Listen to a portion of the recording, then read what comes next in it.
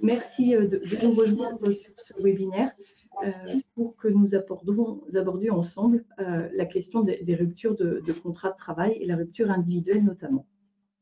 Donc, moi, je suis Armelle Desarts, consultante chef de projet chez Actiforce sur l'activité d'accompagnement des carrières et des transitions.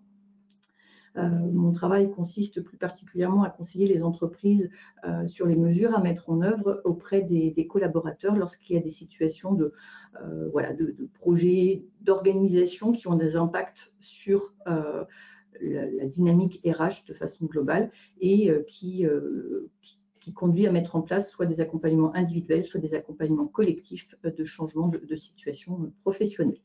Et je travaille très régulièrement avec Natacha et son équipe pour sécuriser l'ensemble de ces étapes. Je vais laisser Natacha se présenter. Oui, donc je redis bonjour au cas où certains ne m'auraient pas entendu tout à l'heure. Et effectivement, on s'excuse pour le petit décalage lié à des problèmes techniques. Donc, je me présente, Natacha Gruard, je suis consultante en droit social au sein d'Orcom. Donc, mon travail consiste à accompagner les chefs d'entreprise dans leurs relations avec leurs salariés. Donc d'un point de vue juridique, donc de la conclusion du contrat de travail à la rupture du contrat de travail, donc les relations individuelles, et puis un accompagnement également dans le cadre des relations collectives du travail avec le CSE. Voilà, donc tout le conseil lié à la gestion de mon personnel. Et effectivement, nous travaillons également en collaboration avec Actiforce pour avoir deux volets complémentaires, juridiques et ressources humaines, qui sont très importants, notamment dans le cadre de la rupture du contrat de travail, puisque là, on le verra tout au long du webinaire, où il y a un aspect juridique, mais il y a également un aspect RH, un aspect social dans la gestion de la rupture du contrat de travail. Voilà, donc je vais rendre à nouveau la parole à Armelle.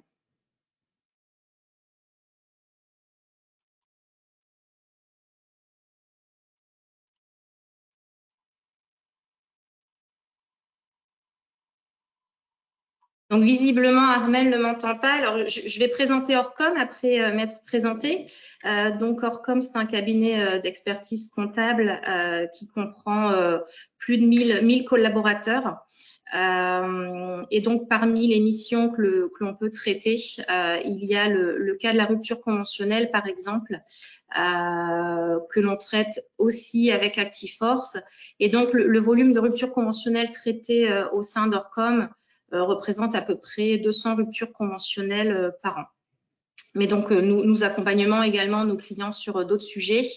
Et donc, précision importante, nous sommes installés également à l'international, en Chine, aux États-Unis et en Angleterre.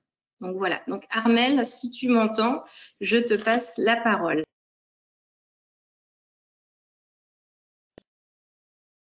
Donc, Actiforce, on est en train de régler le petit calage parce que c'est vrai que c'est délicat pour moi, j'entends pas ce que dit Natacha, mais comme on s'était calé toutes les deux, on sait comment on procède. Donc, Actiforce, nous sommes un cabinet conseil en ressources humaines. Nous avons rejoint les équipes d'Orcom en 2014. Notre activité de conseil auprès des entreprises et des salariés a débuté il y a plus de 30 ans maintenant. Nous sommes implantés en région Centre-Val de Loire, en région Nouvelle-Aquitaine et en région parisienne pour accompagner. Donc, dans le cadre de notre activité, nous avons des missions sur le thème du recrutement, sur le thème de la formation et sur l'activité qui nous concerne ici plus particulièrement. Nous accompagnons plus de 800 salariés à peu près par an. Alors l'année dernière est une année particulière pour tout le monde, mais en moyenne, nous accompagnons à peu près 800 personnes par an sur les thématiques de rupture de contrat de travail. Et en 2020, nous avons réalisé 350 bilans de compétences. Et nous voyons au travers de cette activité l'importance d'être en lien avec vous, entreprises, employeurs, pour mettre en place des moyens adaptés en fonction des situations de rupture de contrat. Donc, c'est ce qui nous a semblé aussi important de pouvoir croiser ensemble comme information en se disant, eh bien, il y a le côté de la procédure et il y a finalement tout le climat et le contexte de ces situations de rupture et comment les sécuriser ensemble. Alors avec Natacha, quand on a préparé cette séquence ensemble, on a évoqué des situations concrètes dont nous souhaitions vous faire part, tout simplement pour illustrer d'où vient en fait voilà, tout ce travail que l'on peut faire ensemble, en se disant finalement quels sont les différents modes de rupture de contrat de travail qui existent. Donc c'est ce qu'on va traiter ensemble au travers de ce webinaire. Identifier ensemble quelles sont les conséquences de la rupture, tant pour l'entreprise que pour le salarié, pour que finalement chacun dans sa sphère, hein, que ce soit l'employeur, en se disant attention, qu'est-ce que je mets en œuvre, quels sont les impacts d'un point de vue juridique, d'un point de vue financier, d'un point de vue de mes capacités de production, d'un point de vue de ma relation client, tous ces sujets qui sont inhérents à la collaboration. Et puis, qu'est-ce qui se passe du côté du collaborateur qui, lui, finalement, pense à sa situation professionnelle, comment va-t-il procéder. Nous avons souhaité travailler ensemble sur cette thématique en ayant en mémoire de limiter bien sûr les situations de contentieux. Et nous avons choisi de faire focus uniquement sur les contrats de travail en CDI, puisque les CDD, les contrats d'apprentissage, relèvent de modalités bien spécifiques.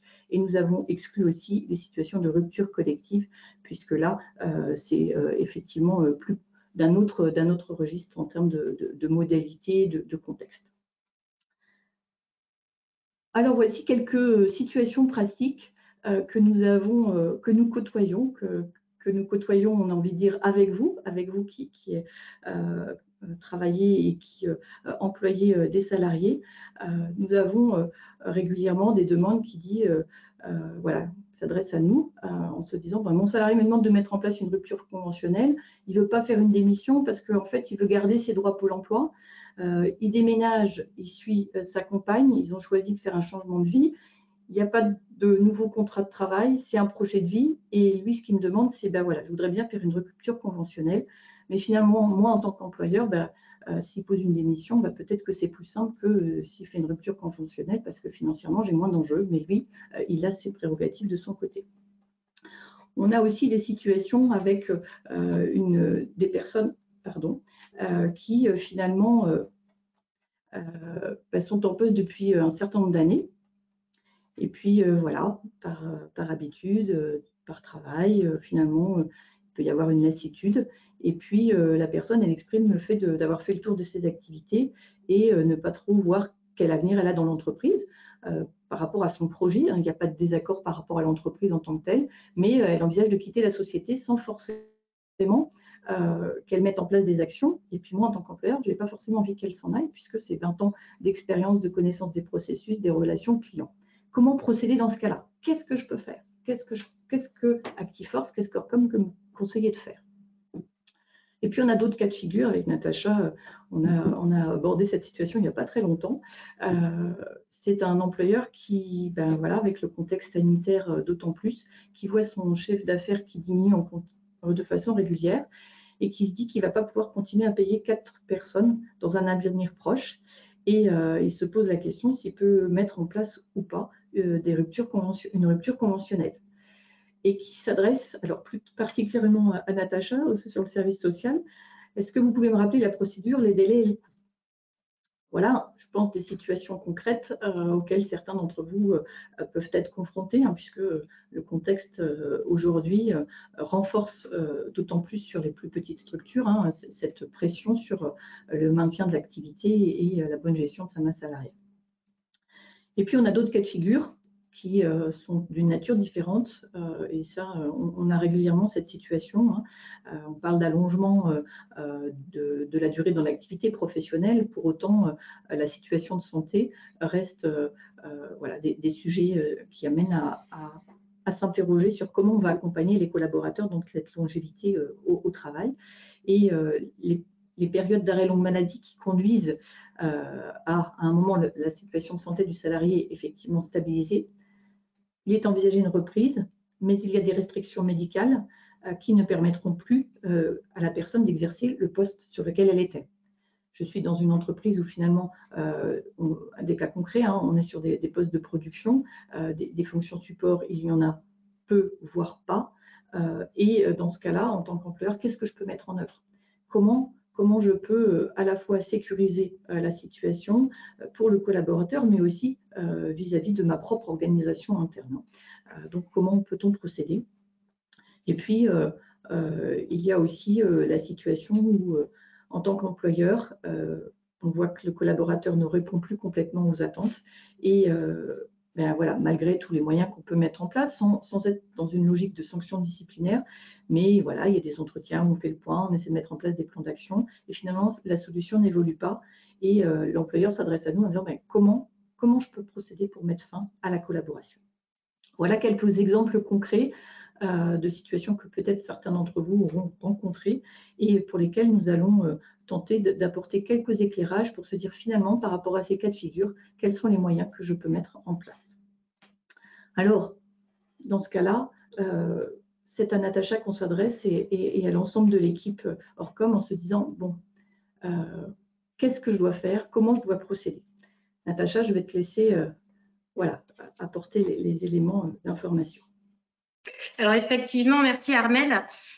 Donc c'est autant de contextes qu'on rencontre bien quasiment quotidiennement, et effectivement auxquels vous êtes probablement confrontés, l'avez été ou allez l'être. Et donc juridiquement, il y a des questions à se poser. Est-ce que mon salarié est en CDI ou en CDD? Est-ce que mon salarié est protégé? Protégé dans le sens où c'est un membre du CSE, du comité social économique, puisque la procédure sera différente. J'aurai l'occasion d'en reparler. Qui est à l'initiative de la rupture? Ça a un impact aussi sur le mode de rupture que l'on va envisager. Est-ce que c'est le salarié qui est à l'initiative? Est-ce que c'est l'employeur? Parfois, on se rend compte que d'un commun accord, une rupture du contrat de travail serait opportune pour les intérêts de chacun et les choix de chacun. Quels sont les éléments déclencheurs de la rupture et quelles sont la relation ou les relations avec mon salarié? Puisqu'effectivement, on va le voir dans certains cas, notamment les cas qu'évoquait Armelle, les exemples, c'est pas forcément évident d'opter pour tel ou tel mode de rupture quand on doit un petit peu tout grouper.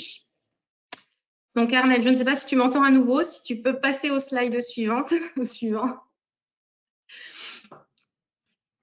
Donc, je ne sais pas.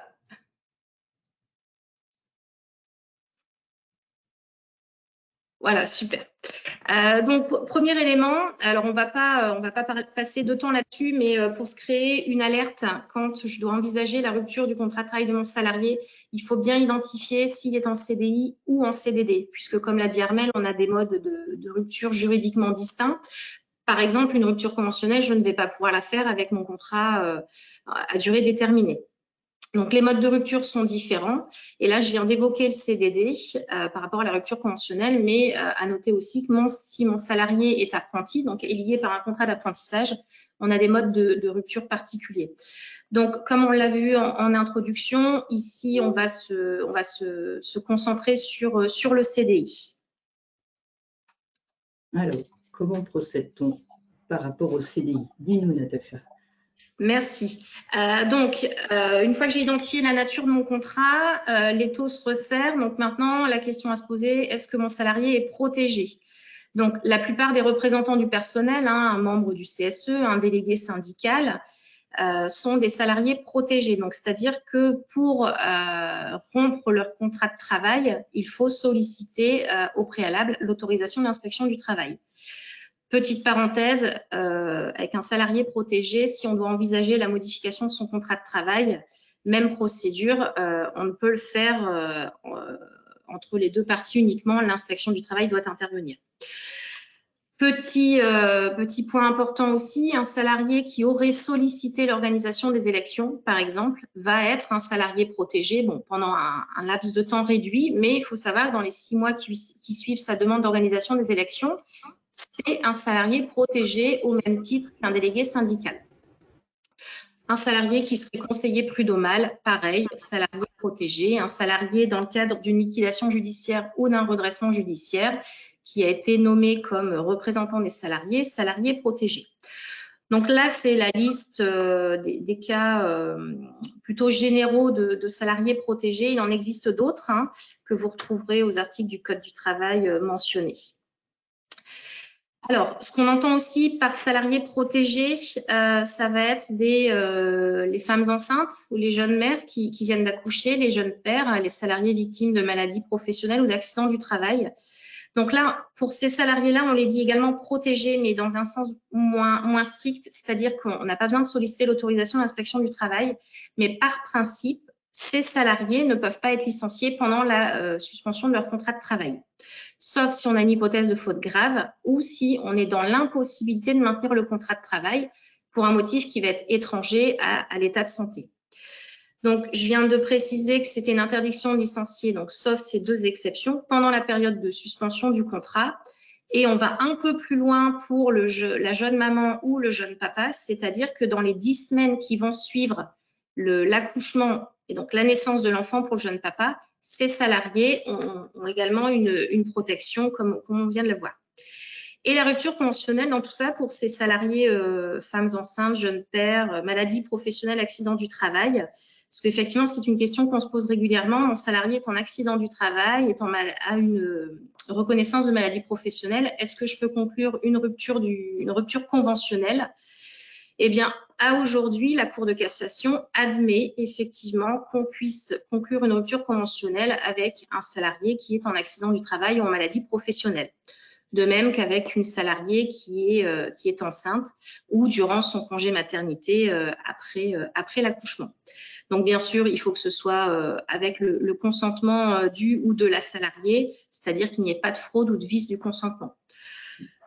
Donc, voilà, point juridique, salarié protégé. Si mon salarié est dans une situation particulière, attention, qu'est-ce que je peux faire? Quelles sont les alertes par rapport au sujet de rupture du contrat de travail?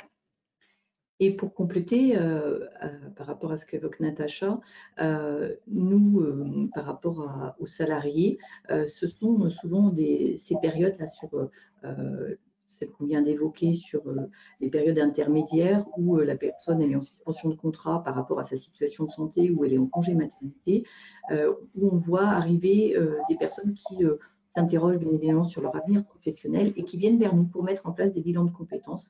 Et nous avons la possibilité de le mettre en place à ce moment-là pour accompagner ces situations de changement.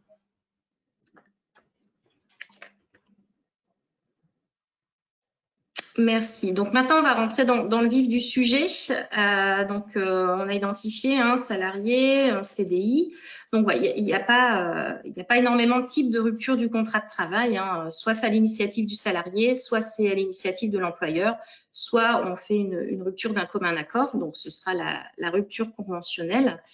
Et à l'initiative du salarié, soit il peut démissionner, rompre sa période d'essai, ou si mon salarié n'est plus tout jeune, partir volontairement en retraite. Et la rupture à l'initiative de l'employeur, de même, l'employeur peut décider de rompre la période d'essai, procéder au licenciement du salarié, donc soit un licenciement pour motif économique, soit pour un autre motif de licenciement donc, qui n'est pas économique, donc pour un motif personnel, que ce soit un licenciement disciplinaire, il y a une faute du salarié, ou non disciplinaire. L'employeur peut également mettre le salarié à la retraite. Procédure particulière, il y a de moins en moins de cas de mise à la retraite. Et puis, je peux rompre le contrat de mon salarié en cas de force majeure. Donc ici, les modes qui nous interpellent un peu plus dans le cadre du webinaire aujourd'hui, ça va être la démission, le licenciement pour motif personnel et la rupture conventionnelle, où là, il y a un travail à faire au niveau RH social, d'où l'accompagnement avec Actiforce.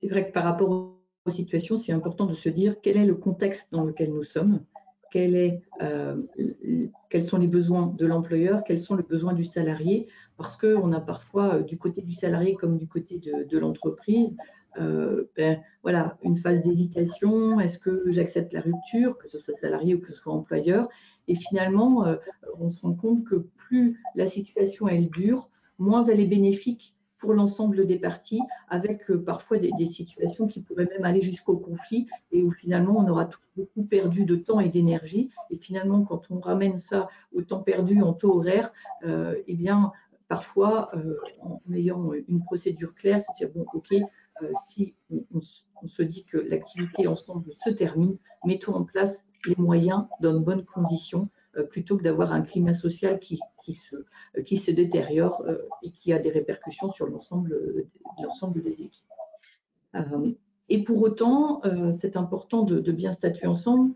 Et quand on a approfondi les sujets, on s'est rendu compte avec Natacha qu'on avait régulièrement des points d'ajustement à avoir lorsque l'on parle de licenciement, puisque c'est autour de cette thématique-là que se posent plus particulièrement les questions.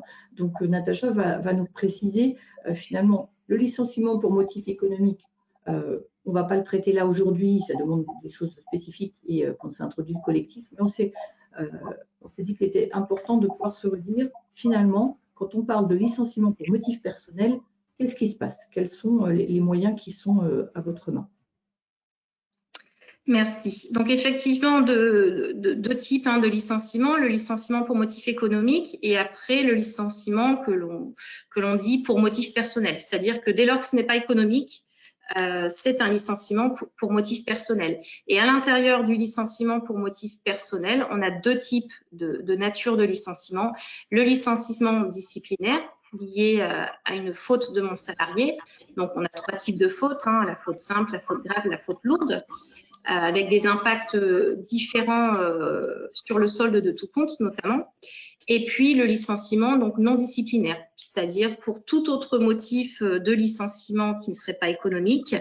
Donc par exemple, on l'a un peu évoqué, l'inaptitude prononcée par le médecin du travail, qu'elle soit d'origine professionnelle ou non professionnelle.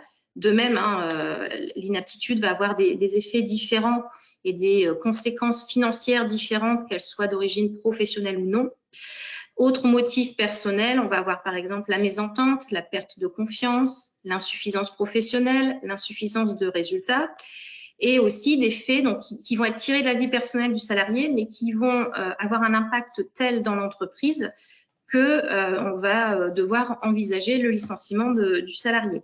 Ça va être par exemple des cas d'incarcération du salarié, la suspension ou le retrait du permis de conduire, des injures, des violences, et puis ça peut être également des propos tenus sur les réseaux sociaux. Donc là, ce n'est pas une liste exhaustive des cas de motifs de licenciement non disciplinaire.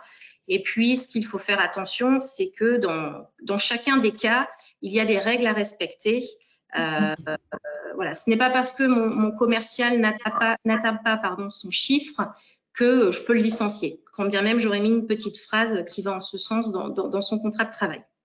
Donc ça, effectivement, si on garde cet exemple-là, ça peut être des cas qui nous amènent à nous interroger sur qu'est-ce qu'on fait avec notre commercial qui fait pas son chiffre, mais qui finalement c'est pas réellement de sa faute parce qu'il y a une conjoncture. Je suis peut-être pas forcément sur un motif éco, mon commercial est peut-être plus très motivé. Donc voilà, il faut faire attention au contexte dans lequel nous sommes pour juridiquement adopter la bonne procédure et effectivement sécuriser cette procédure et avec un accompagnement ActiForce, effectivement, ça peut permettre de sécuriser tout ça. Alors, ce qu'on vous propose, c'est maintenant de voir plus précisément, concrètement, sur ces différents types de procédures, quelles sont les modalités à respecter, et puis de croiser en se disant qu'est-ce que je peux faire, qu'est-ce que je peux proposer aussi à mon salarié pour l'accompagner dans ces étapes-là, comme vient de le dire Natacha, pour favoriser que cette séparation, cet arrêt de collaboration se passe dans de bonnes conditions. On pense souvent à la partie procédure, aux éléments financiers, mais parfois, ces petits leviers, en accordant un petit peu d'accompagnement aux collaborateurs, permet de mettre moins de pression sur la négociation financière, par exemple. Puis, si toutefois il y avait un risque de contentieux, un risque de litige, il aura été fait état que vous avez aussi, en tant qu'employeur, mobilisé des moyens pour accompagner le collaborateur. Donc, on va vous proposer d'aborder dans un premier temps le licenciement pour motif personnel. Oui, alors là, on va parler en termes de procédure. Donc, on ne va pas détailler chaque étape de la procédure, mais l'idée est d'avoir les alertes en tête et la procédure dans sa globalité. Donc, l'élément vraiment déclencheur, ça va être, voilà, je suis employeur, j'ai connaissance d'une faute de mon salarié. Ma procédure va devoir être enclenchée dans les 2 mois qui suivent la constatation des faits. Donc, c'est vraiment l'élément important, c'est la connaissance des faits fautifs de mon salarié. C'est-à-dire que si j'apprends aujourd'hui que mon salarié a commis une erreur il y a 1 an, ce qu'il va falloir retenir, c'est que j'en ai connaissance aujourd'hui. Donc là, il va falloir se constituer tous les éléments de preuve pour bien identifier qu'on s'en rend compte aujourd'hui et non il y a 1 an. Et donc, à partir du moment où j'en ai connaissance, je vais pouvoir enclencher ma procédure de licenciement et convoquer mon salarié à entretien. Ça, vraiment, c'est vraiment quelque chose de très important et c'est des questions que l'on a au quotidien. C'est que le délai est de 2 mois entre le moment où j'ai la connaissance des faits et le moment où je lance ma procédure. Si je laisse passer les 2 mois, je pourrai toujours lancer ma procédure, mais mon licenciement en cas de litige sera remis en cause systématiquement. C'est mathématique. Donc, je lance ma... Pardon de t'interrompre. J'ai une petite question pratique. Lorsque j'envoie mon courrier en AR, comme j'ai connaissance des faits fautifs, est-ce que je dois les faire apparaître d'ores et déjà dans ce courrier d'envoi préalable? Non, dans la convocation d'entretien, on a des mentions obligatoires. Ça va être le fait qu'on envisage la rupture du contrat de travail, on envisage une sanction disciplinaire qui peut aller jusqu'au licenciement. On indique au salarié la date, l'heure, le lieu de l'entretien préalable et on indique au salarié qu'il peut se faire assister lors de l'entretien préalable. Donc ça, c'est valable pour toute procédure de licenciement. Mon salarié peut choisir de se faire assister lors de l'entretien.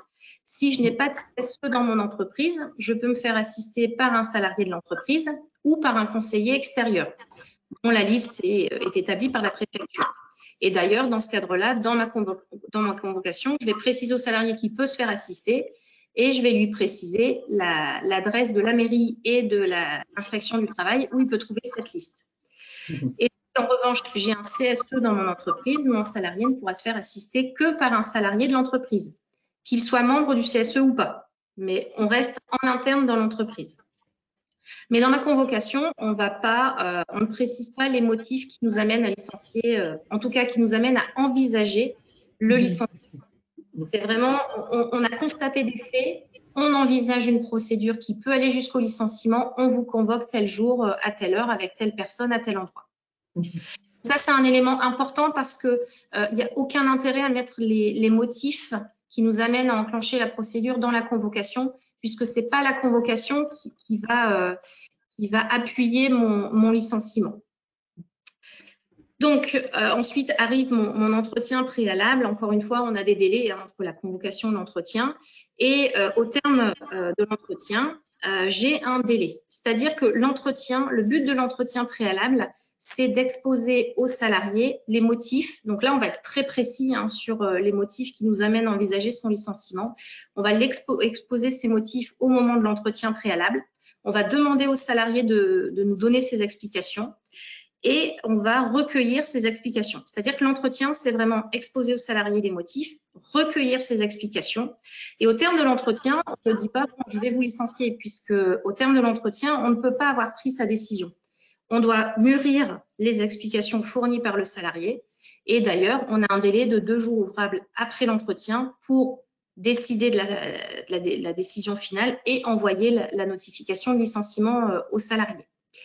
Donc là, vous avez des petites astérix en vert, puisque une procédure s'ajoute à ce que je viens de lister quand j'ai un salarié protégé. Donc, on passe par une consultation du CSE quand j'en ai un dans l'entreprise et par la saisine de l'inspection du travail pour obtenir l'autorisation de licencier mon salarié. Donc, j'insiste, au moment de l'entretien, on ne peut pas avoir pris sa décision. C'est vraiment pour recueillir les explications du salarié et ensuite, on a 2 jours pour réfléchir et faire part de notre décision au salarié avec un délai maximum d'1 mois. Et c'est vrai que dans ces moments-là, on est souvent très concentré, comme le rappelle Natacha, c'est important d'être attentif sur, on n'a pas encore pris sa décision, mais d'ores et déjà dans des éléments de réflexion, ActiveForce est régulièrement consulté pour finalement pour alimenter la réflexion en se disant si on doit aboutir à une séparation, est-ce qu'éventuellement on peut réfléchir à des moyens qu'on pourrait mettre en place voilà, pour que les choses se passent dans des conditions correctes et notamment le levier du bilan de compétences à cette étape-là peut être un levier qui puisse être utilisé puisqu'il peut être financé dans le cadre du CPF. Donc voilà, sans imposer aux collaborateurs et sans poser en état de fait que c'est la solution, mais parfois, sur certaines situations, on peut être amené à se dire finalement, là, on a une difficulté ensemble. Bon, si on doit engager une procédure, voilà ce qui se met en place. Mais on a aussi réfléchi à, pourquoi pas, vous proposer de prendre un peu de recul par rapport au vu de ce que tu dis. Peut-être faudrait qu'on réfléchisse sur peut-être tu n'es pas bien dans ton poste et il faudrait réfléchir pour mettre en place un bilan de compétences, pour prendre du recul et puis voilà, on verra quelle modalité on peut mettre en place. On ne t'oblige à rien, on ne décide rien aujourd'hui, mais on se dit que ça peut être un levier pour réfléchir sur l'avenir professionnel. C'est vrai que c'est intéressant de croiser et avec Natacha, encore une fois, souvent avec les équipes du service social, on est amené à échanger pour se dire, voilà, est-ce que dans ce cas de figure-là, ça pourrait permettre d'apaiser la situation et puis faire en sorte que soit la collaboration se termine dans de bonnes conditions, soit au contraire que ça puisse repartir sur des bases différentes. Donc voilà, c'est un levier qui est possible lorsqu'il s'agit d'un motif personnel de licenciement. On va voir le cas spécifique de l'inaptitude liée à la situation de santé tout à l'heure, qui est vraiment un cas très particulier du motif personnel. On continue sur le motif économique, Natacha? Oui. Merci. Là, donc, on reste aussi focus sur la procédure globalement. Donc là, on est bien sur le motif économique pour individuel, c'est-à-dire avec un seul salarié, pas dans une procédure collective. Globalement, la procédure va être la même. Je convoque mon salarié à un entretien, se déroule l'entretien, le fameux délai de 2 jours. Là, il est augmenté en cas de motif économique. Vous avez des délais dans la rubrique échéance, là, dans le tableau. Ce qu'il faut retenir, c'est, alors c'est pas tous les délais, on vous demande pas d'avoir les délais en tête, mais d'avoir les déclics sur les éléments importants de la procédure, puisqu'après vous avez votre consultant qui va vous donner les points précis.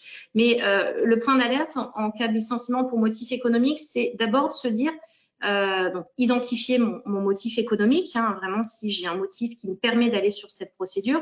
Et puis, en principe, je ne licencie pas le salarié avec lequel j'ai le moins d'affinité ou avec lequel parfois il y a des petites tensions. Pour faire simple, on ne choisit pas le salarié qui va être licencié pour motif économique.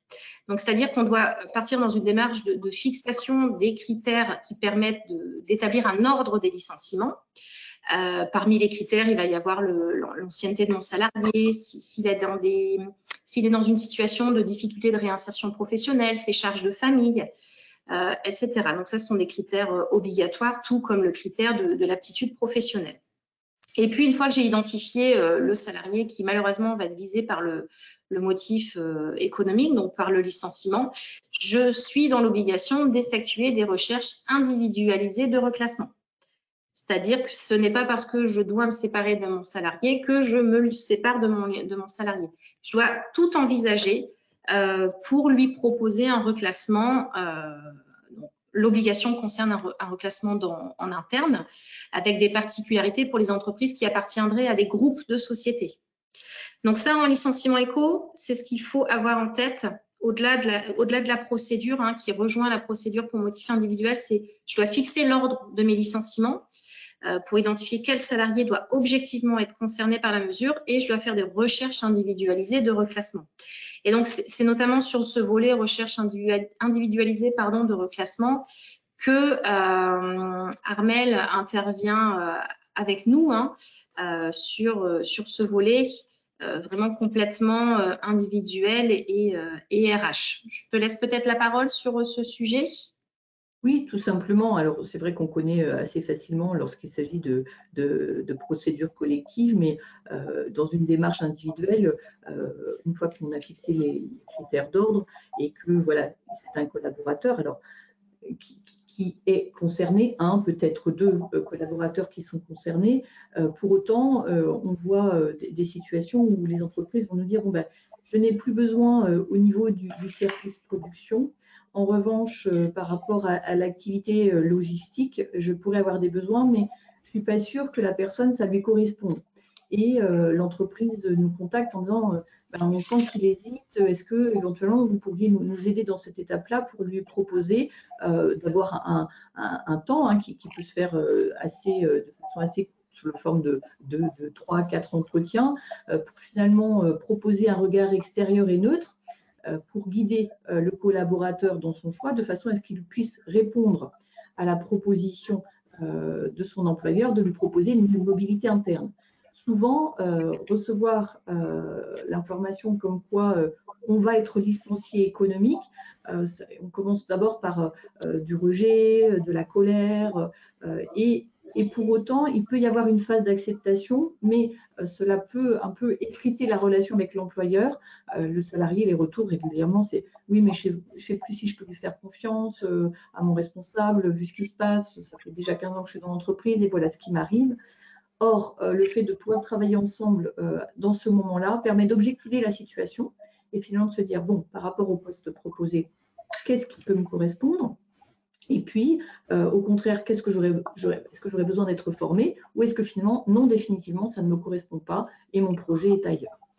Voilà, donc ça peut être aussi un moment facilitant, encore une fois, pour que par rapport à votre activité, on puisse réduire les situations de licenciement ou en tout cas, si on doit y aller parce qu'on n'a pas le choix, ça se fasse dans un climat social le plus apaisé possible. Encore une fois, c'est le sujet de la marque employeur. On sait bien que c'est un contrat de travail qui nous lie, mais on est aussi attentif au fait de diffuser une bonne image, à la fois pour les prochains salariés qui pourront venir chez vous et aussi pour les clients qui sont intéressés par vos services. La bonne image de marque est importante. Donc cette phase amont peut vraiment contribuer à faciliter les démarches. Et si toutefois il n'était pas possible de trouver un reclassement externe, effectivement se poursuit la procédure pour le licenciement tel qu'elle est notée dans le support. Peut-être si tu peux compléter. Rapidement dans la procédure, dans les alertes à avoir en tête, licenciement éco, au terme de la procédure, je dois informer la direction du travail de mon licenciement. Et donc désormais ça se fait en mode dématérialisé. Donc nous vous avons mis le lien sur cette page. De même, si c'est un salarié protégé, dans ma procédure, on intègre la phase autorisation de l'inspection du travail pour licencier notre salarié protégé.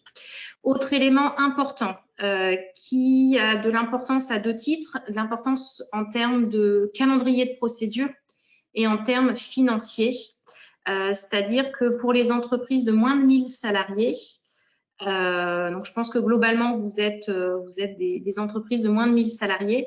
Au moment de l'entretien préalable, je dois proposer, alors j'ai l'obligation en tant qu'employeur de proposer le CSP à mon salarié. Donc c'est le contrat de sécurisation professionnelle. Donc c'est un contrat qui est proposé par Pôle emploi. Donc c'est-à-dire que moi je dois le proposer à mon salarié, mais si le salarié accepte ce CSP, il va être conclu entre lui et Pôle emploi. Moi, je n'interviens plus. Et ce CSP va permettre au salarié, s'il remplit les conditions, d'avoir un accompagnement personnalisé, individualisé, avec des formations pendant un an après la rupture du contrat. Il a une indemnisation chômage meilleure quand il accepte le CSP. Pour autant, petite expérience, tous les salariés n'acceptent pas le CSP. Donc, on aurait l'impression que c'est très, très bien, mais l'expérience me fait dire que c'est le choix d'accepter ou de refuser le CSP, c'est complètement personnel et subjectif. Et donc, les deux impacts dont je vous parlais, c'est que donc, à partir du moment où je propose ce CSP à mon salarié lors de l'entretien préalable, il a un délai de réflexion de 21 jours pour accepter ou refuser ce CSP. S'il accepte le CSP, on va faire la solution plus simple en termes de procédure. S'il refuse le CSP, ma procédure de licenciement va suivre son cours. Donc, mon salarié va exécuter son préavis, il va lui être rémunéré et puis au terme du préavis, il sortira de la société, établissement des documents de sortie. En revanche, si mon salarié accepte le CSP, donc dans les 21 jours qui suivent l'entretien, mon salarié va quitter la société au terme de ces 21 jours.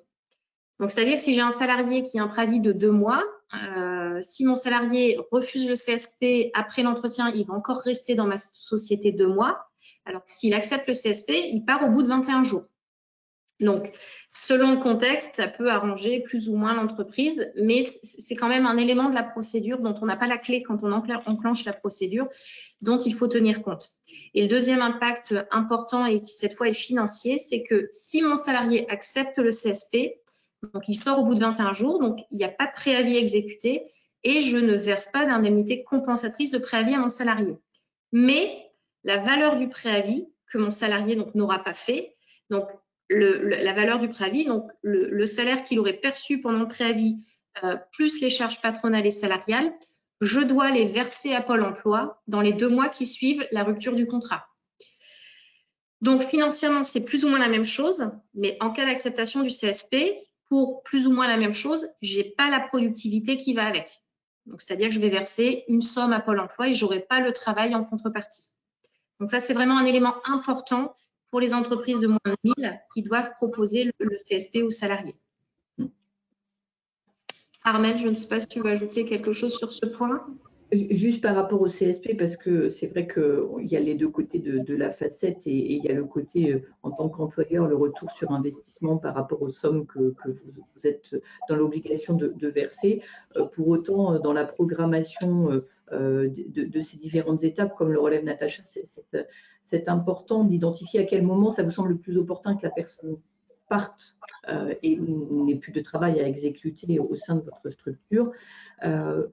Et qu'elle adhère au CSP parce que elle aussi, de son côté, il s'agit aussi de lui faire visualiser l'intérêt qu'elle a par rapport à ce dispositif et cet accompagnement.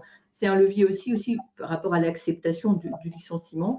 Le CSP permet d'être indemnisé immédiatement, mais une personne pourrait vous dire « oh, ça ne sert à rien, moi je vais trouver du travail tout de suite, je n'ai pas besoin de cela ». Eh bien, en fait, dès l'instant que la personne elle a été un jour dans le CSP, elle a la possibilité d'avoir une prime de retour rapide à l'emploi. Donc, c'est aussi un levier pour vous de négociation parce qu'on va en parler tout à l'heure, mais on peut déjà en glisser un petit mot. Dans le cadre d'un licenciement économique, il y a bien sûr l'indemnité légale de licenciement, l'indemnité conventionnelle, mais régulièrement s'enclenche une discussion sur de la supralégale. Se dire, est-ce que je peux en avoir plus? Comment ça se passe? Pour vous, en tant qu'entreprise, il y a des charges par rapport à cette partie-là. C'est important de savoir que si la personne elle adhère au CSP, le dispositif de CSP prévoit une prime qu'on va appeler de reclassement rapide si la personne trouve un emploi, donc dans les premiers mois. Donc, c'est aussi incitatif et à avoir peut-être en mémoire lorsque commence la discussion sur la partie supralégale, finalement, et que la personne se dit oui, mais moi, comme ça m'évite d'être à Pôle emploi. En fait, peut-être y a-t-il intérêt à l'encourager dans le dispositif CSP, effectivement. C'est souvent par méconnaissance. Hein. Nous, dans l'expérience, je vois qu'il y a quelques personnes qui sont dans des fonctions de consultant sur les participants du webinaire. Les personnes qui ne vont pas dans le CSP, c'est souvent par méconnaissance. Et la réponse, c'est moi, je ne vais pas m'embêter avec Pôle emploi. On se le dit simplement. Sauf que dans la pratique, ça permet de sécuriser aussi l'employeur dans sa procédure et puis peut-être de lever un peu les tensions autour de la négociation sur la prime supralégale. Voilà pour le motif économique individuel. Peut-être on vous propose d'aller sur une situation un petit peu plus particulière qui est celle du licenciement pour inaptitude, qui est souvent un moment de tension, en tout cas dans l'entreprise, c'est rarement un moment où l'employeur ou le salarié se disent ça y est, on est débarrassé. C'est très rarement le cas. C'est plutôt de se dire bon, voilà, maintenant qu'on est dans cette situation de santé, comment procède-t-on? Je te laisse, Natacha, apporter les éléments de procédure. Oui, merci. Donc là, on voulait attirer votre attention sur ce contexte-là et sur cette procédure de licenciement-là. Encore une fois, hein, les grandes étapes de la procédure restent les mêmes, mais il y a un amont, comme en cas de licenciement éco, il y a un démarrage, et le démarrage va être l'avis d'inaptitude délivré par le médecin du travail. Donc là, on vous a mis un point d'alerte parce que c'est une question qu'on a fréquemment et une erreur d'interprétation fréquente entre inaptitude et invalidité. Ça, c'est vraiment très important d'avoir ça à l'esprit, c'est-à-dire que parfois, vous avez un salarié qui va venir revenir d'un arrêt maladie, puis il va vous dire, voilà, je suis en invalidité. Alors, l'invalidité, ça peut vouloir dire plusieurs choses, puisqu'il y a 3 catégories d'invalidité. La première catégorie où le salarié peut continuer à travailler. Une deuxième catégorie où il peut continuer à travailler, mais très peu. Et la troisième catégorie où le salarié, la personne en tout cas, a besoin d'une tierce personne pour l'aider dans les gestes de la vie courante. Et donc, ce n'est pas parce qu'on a un salarié qui arrive avec une notification d'invalidité qu'on enclenche une procédure pour inaptitude. L'invalidité et l'inaptitude sont 2 sujets qui sont juridiquement différents. L'invalidité va être prononcée par la sécurité sociale, par le médecin conseil, pour une personne. L'inaptitude, c'est le médecin du travail qui va juger un salarié inapte à son poste. Donc, je peux être invalide d'une certaine manière dans ma vie courante, mais toujours être apte à mon poste de travail. Alors certes, avec peut-être plus de difficultés, mais je vais rester apte. Apte sans restriction ou avec des restrictions médicales. Donc ça, vraiment, c'est à garder à l'esprit. C'est inaptitude, invalidité. Comment on se situe? Et donc, le licenciement pour inaptitude, c'est vraiment quand le médecin du travail a considéré que le salarié n'était plus apte à son poste. Premier élément. Second élément, face à l'inaptitude, je dois rechercher, comme en cas de licenciement économique, rechercher des solutions de reclassement personnalisées. Je ne l'ai pas précisé pour le licenciement éco, mais donc comme dans l'inaptitude, en tant qu'employeur, vous avez l'obligation de rechercher individuellement, de manière personnelle, des solutions de reclassement. C'est une obligation de faire les recherches, mais vous n'avez pas d'obligation d'aboutir à une proposition de reclassement. C'est vraiment une obligation de recherche. S'il n'y a pas de reclassement possible, il n'y a pas de reclassement possible. Mais il faut démontrer les recherches en amont. Et puis, bon, si j'ai une proposition de reclassement que mon salarié accepte, tant mieux. On continue le contrat peut-être avec une modification du contrat. Si mon salarié refuse mon reclassement ou si je n'ai pas de reclassement possible, dans ce cas-là, je vais partir sur ma procédure de licenciement pour inaptitude. Même schéma de procédure que la procédure pour motif personnel, disciplinaire ou non disciplinaire. Dernier élément important pour la partie juridique sur ce point de vue inaptitude, c'est qu'à partir du moment où mon salarié est déclaré inapte par le médecin du travail et dans le mois qui suit, je n'ai aucune obligation de rémunérer mon salarié. En revanche, à partir du mois qui suit, donc imaginons que mon salarié soit déclaré inapte le 17 juin, je vais enclencher mes recherches de reclassement. Hein. Je ne vais pas directement lui envoyer la convocation entretien. Je fais mes recherches de reclassement et ensuite je lance ma procédure si je n'ai pas de proposition de reclassement. Et donc, à partir du 17 juin, je n'ai plus d'obligation de rémunérer mon salarié. En revanche, si à partir du 17 juillet, donc un mois après, 17 juin, 16 juillet, si à partir du 17 juillet, je n'ai pas reclassé mon salarié ou je ne l'ai pas licencié, je dois reprendre le paiement des salaires à partir du 17 juillet. Ça ne veut pas dire qu'on a un mois pour licencier. On doit prendre son temps en cas d'inaptitude pour démontrer qu'on a fait nos recherches de reclassement. Mais il faut financièrement avoir à l'esprit qu'un mois après l'inaptitude, la constatation d'inaptitude, si je n'ai pas reclassé mon salarié ou si je ne l'ai pas licencié, je dois reprendre le paiement des salaires. Mieux vaut prendre son temps et payer 3-4 jours, une semaine, mon salarié au terme de ce mois, que aller trop vite et être retoqué en cas de litige sur la recherche de reclassement. C'est très important ce qu'évoque Natacha, effectivement. Et parfois, alors nous, quand la procédure est assez rapide, nous sommes peu sollicités. En revanche, d'autres entreprises mettent en place des moyens complémentaires, peut-être dans des plus grandes structures, en se disant, finalement, si je dois reclasser en interne, comment j'accompagne mon collaborateur? Parce que ça changer d'activité professionnelle, ça ne se décrète pas. Il y a la période d'acceptation de sa situation de santé, et puis il y a se projeter dans une nouvelle activité. Et puis parfois, malheureusement, et effectivement, comme l'évoque Natacha, eh bien, il n'y a pas de possibilité de reclassement interne.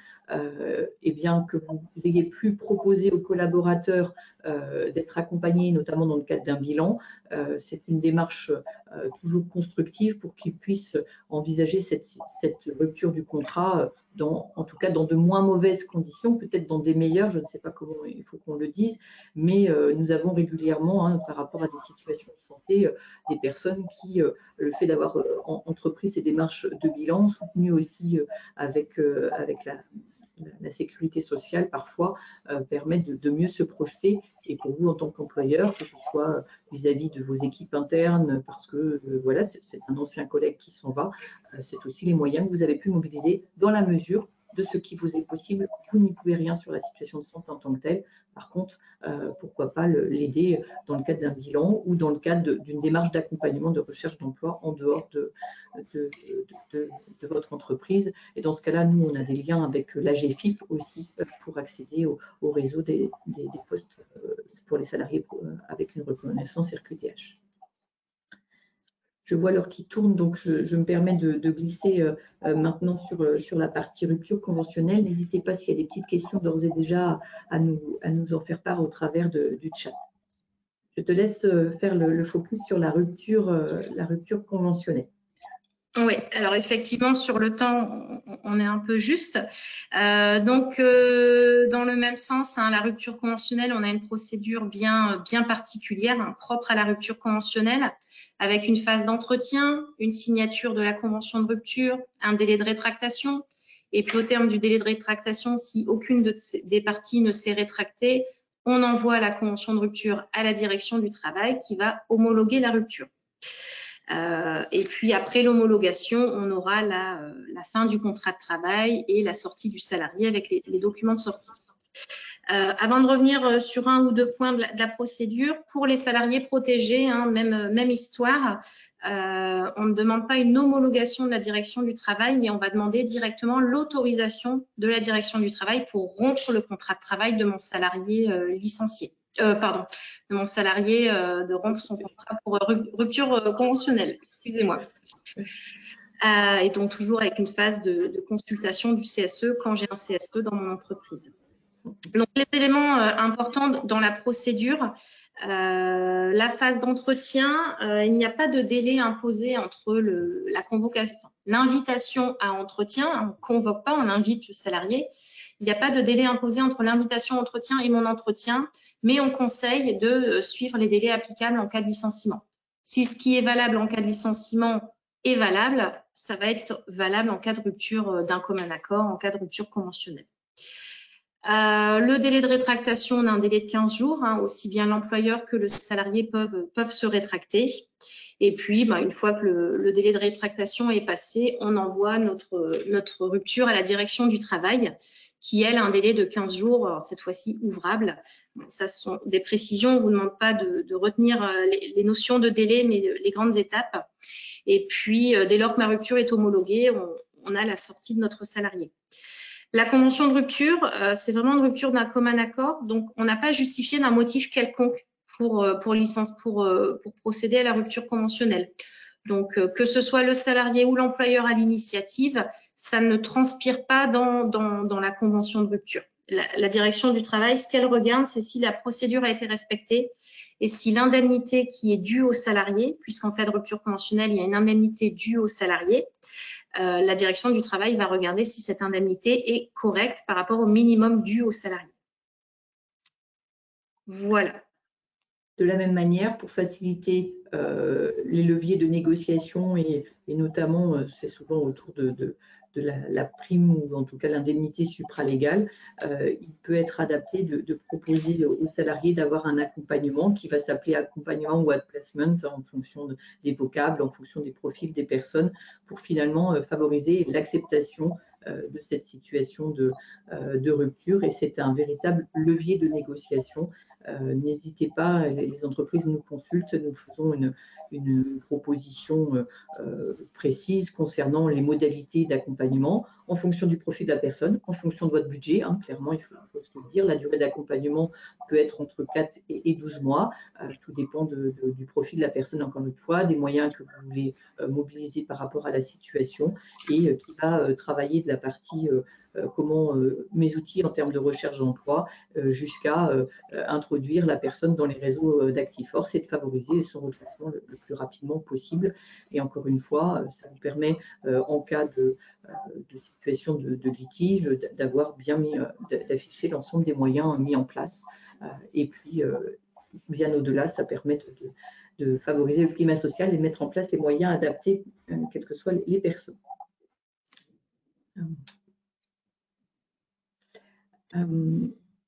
Voilà par rapport à la rupture conventionnelle. Je serais tentée de répondre à la question de Madame Barr qui dit comment mettre en place l'ARC, quels arguments apporter si une reconversion professionnelle est envisagée. Alors, ça, c'est vraiment les cas concrets. On en parlait avec Natacha en préparant. En fait, quand la personne vous parle d'une reconversion professionnelle, la question qui se pose, c'est est-ce que c'est l'objet d'une démission? Est-ce que c'est l'objet d'une discussion et qui amène à une rupture conventionnelle pour que d'un commun accord, effectivement, la personne puisse mettre en œuvre son projet de reconversion. Tout dépend si elle a déjà son projet ou si elle a envie de se reconvertir. La rupture conventionnelle va lui permettre de sécuriser si elle a besoin de s'inscrire à Pôle emploi, notamment. Ça, c'est important de lui dire que la rupture conventionnelle lui permet de conserver ses droits Pôle emploi et puis de pouvoir mobiliser son CPF et son CPF de transition si elle souhaite mettre en place un parcours de formation. Je ne sais pas si ça répond, Madame Barr, à votre question ou si ça apporte des éléments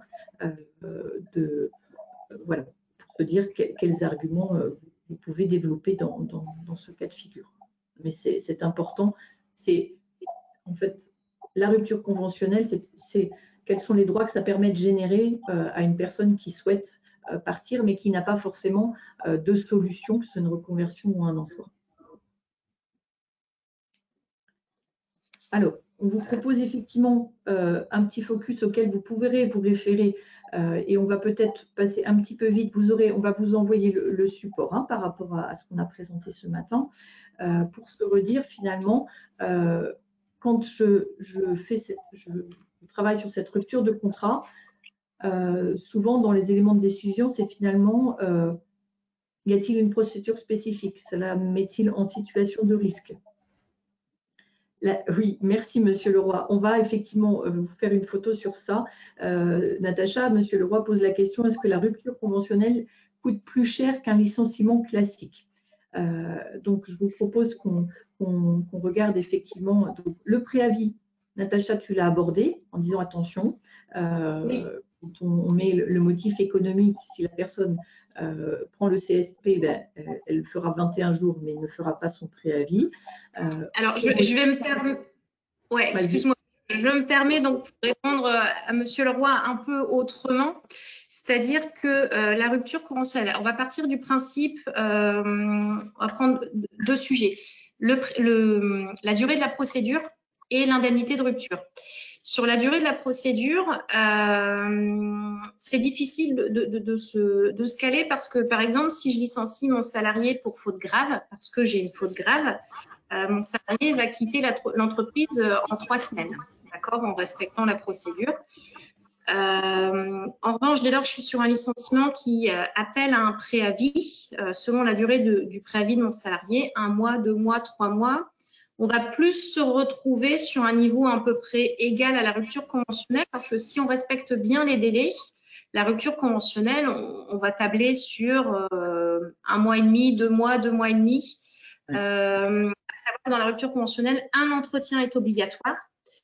À titre personnel, j'aime bien tenir 2 entretiens avec une signature de la convention de rupture lors du second entretien. Mais donc, en termes de durée de procédure, ça va être plus ou moins identique. Et effectivement, comme le disait Armelle, en licenciement éco, si mon salarié accepte le CSP, il va sortir beaucoup plus vite que prévu. Donc, parfois, ça nous arrange, mais parfois, on a besoin de garder notre salarié le temps de finir une mission, une prestation.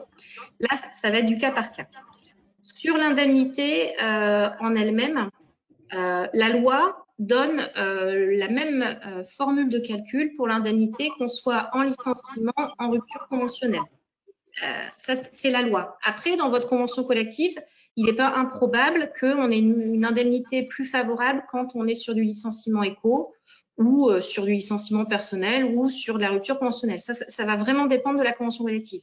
Mais la loi donne la même indemnité de rupture qu'on soit en licenciement économique ou pas, ou en rupture conventionnelle. Donc, la loi va rien changer sur l'indemnité. En revanche, sur le traitement fiscal et social de l'indemnité, c'est qu'en cas de licenciement, l'indemnité que vous versez au salarié, si c'est l'indemnité légale ou conventionnelle, personne, donc aussi bien l'employeur que le salarié, personne ne paie de charge dessus. En revanche, en rupture conventionnelle, quand on verse l'indemnité minimale, l'employeur doit verser un forfait une contribution sociale de 20%. Forfait social de 20%. Bon, après, on a des particularités, mais on ne va pas rentrer dans le détail des cotisations. Mais ce qu'il faut retenir, c'est qu'on a des particularités si on verse plus que le minimum et si on a un salarié en cas de rupture conventionnelle qui serait âgé de plus de 55 ans. Donc, vous avez dans le support les explications de pourquoi cette alerte de plus de 55 ans. Mais dire comme ça, il n'y a pas un principe universel que le licenciement est plus cher que la rupture conventionnelle. Ça va vraiment être du cas par cas. Après, quand on a le cas concret, on peut chiffrer un peu on peut chiffrer et faire une estimation du coût de l'une ou de l'autre des procédures. Et ça rejoint en fait la suite de notre support où on vient répondre à une question qui se pose très fréquemment entre j'ai des difficultés économiques, mais je ne suis pas certain que je puisse enclencher un licenciement économique. Et donc, j'hésite entre le licenciement éco et la rupture conventionnelle. Donc, Armelle, je ne sais pas si tu veux que je reste un petit peu là-dessus et qu'on revienne après. Vas-y, dans ton fil, c'est bien. Vas-y. Okay. Donc, effectivement, votre question, Monsieur Leroy, je ne sais pas si elle est liée à un contexte économique qui n'est pas forcément dramatique, mais peut-être un peu plus compliqué. Et on se poserait la question entre un licenciement éco et une rupture conventionnelle. Ce qu'il faut savoir, c'est que la rupture conventionnelle ne peut pas remplacer un licenciement économique, puisque si je fais une rupture conventionnelle alors que j'aurais dû licencier mon salarié pour motif éco, je lui fais perdre le droit d'accepter le CSP. Donc, juridiquement, la rupture conventionnelle ne peut pas déguiser un licenciement éco. Mais pour autant, j'ai le droit de faire une rupture conventionnelle avec des difficultés économiques qui ne vont pas être de nature telle à obliger à un licenciement économique. Donc ça, c'est une question qu'on a fréquemment entre licenciement éco, rupture conventionnelle. On se pose la question juridiquement et puis ensuite, on peut faire un comparatif des coûts entre l'un et l'autre. Mais ce qui est sûr, c'est qu'en licenciement éco, si mon salarié accepte le CSP, je dois payer, il ne fait pas son préavis et je dois le payer à Pôle emploi avec les charges. Donc ça, c'est sûr que c'est un coût financier direct. Donc, on a passé une ou deux planches, mais c'est parce que ça allait dans la lignée de la question de Monsieur Leroy. Armelle, si tu peux revenir une ou deux planches en arrière. Alors, ouais. Où là, vous a listé. Vas-y, je te laisse la parole. Simplement, parce que voilà, qu'on puisse conclure et rassurer, parce que les éléments que vous allez avoir par ailleurs, on les a abordés, la planche sur ActiForce, les moyens d'accompagnement, je vous les glisser au fur et à mesure. Un petit point d'éclairage qui nous a semblé important de vous apporter en préparant avec Natacha, vous pourrez vous y référer en cas de besoin, parce que ça fait partie des leviers, encore une fois. Lorsque j'envisage la rupture de contrat de travail, vous voyez ici les 4 cas de figure qui sont rappelés. Natacha a évoqué par rapport à l'aspect financier, les coûts, les charges, la partie cotisation.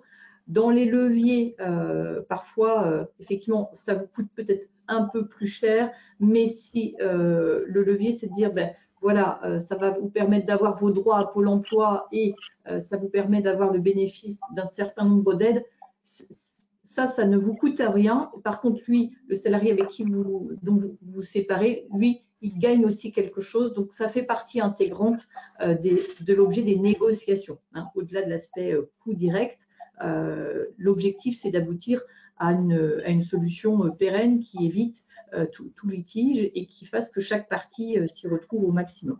Donc, la démission ne donne pas droit à Pôle emploi. Le licenciement pour motif personnel donne des droits à Pôle emploi. Donc, par rapport à certaines situations et contrairement aux idées reçues, la faute lourde permet tout autant que la faute simple ou la faute grave. Donc, d'accéder aux indemnités Pôle emploi. On vous a renoté ici qu'il peut y avoir une carence qui est d'une durée maximum de 5 mois, notamment si vous proposez une prime supralégale.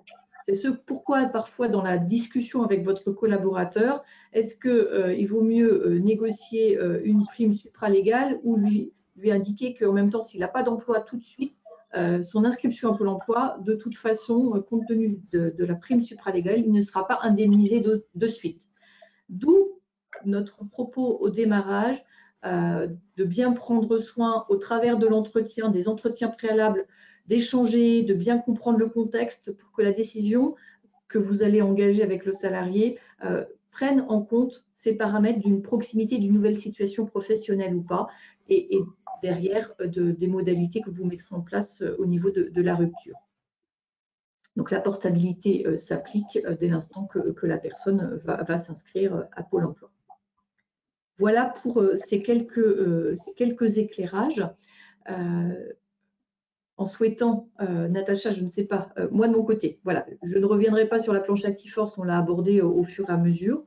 Natacha, je ne sais pas si tu souhaites compléter sur certains points pour être exhaustif. Non, voilà, après, c'est un sujet qui mêle aussi bien le juridique que l'aspect ressources humaines, sociales. Donc, voilà, il y a le volet juridique qui va être là, qui parfois va nous bloquer.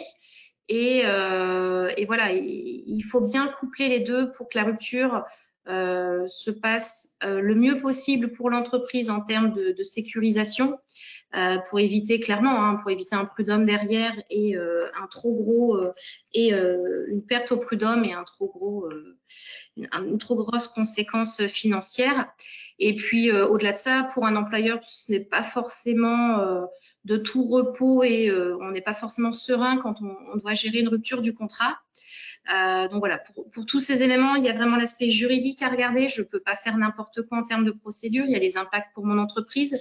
Je dois identifier si j'ai des conséquences préjudiciables derrière. Donc c'est pour ça.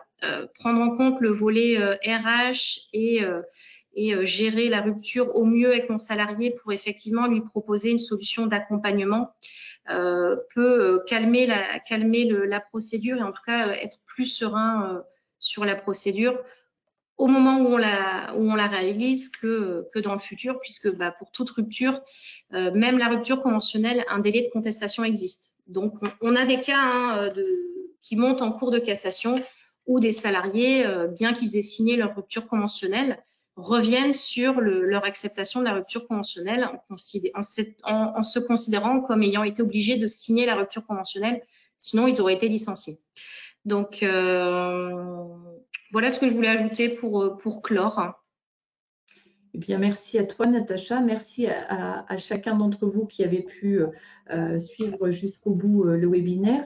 Vous voyez ici en clair nos adresses mail à Natacha et moi. Donc, n'hésitez pas à revenir vers nous sur des points spécifiques si vous voulez capter l'information d'ores et déjà, bien sûr, au travers d'un webinaire, surtout de cette manière-là où on ne peut pas se parler en direct.